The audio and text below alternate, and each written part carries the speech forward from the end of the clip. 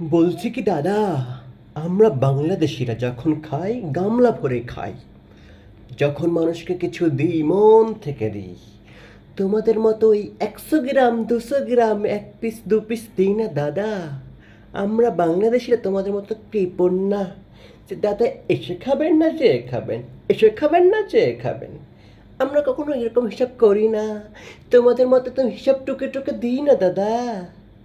আরেকটা কথা, তোমাদের ওই মাঠা মোটা গোবর ভর্তি যে সম্পাদকটা আছে কি জানো নাম, ওই হারামজাদাকে কইয়ে দিও, বা ওর যদি গোষ্ঠীর কেউ থাকে বলে দিও।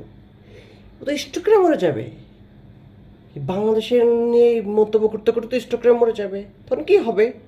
তখন এই মন্তব্য করার লোকগুলো পাবো না। এই জন্য কাম ডাউন, কাম ডাউন, কাম ডাউন, আস্তে আস্তে। ঠিক আছে, তোমরা ওই 100 গ্রাম 200 গ্রাম নিয়েই পড়ে থাকো, কোনো সমস্যা নাই। Good bye.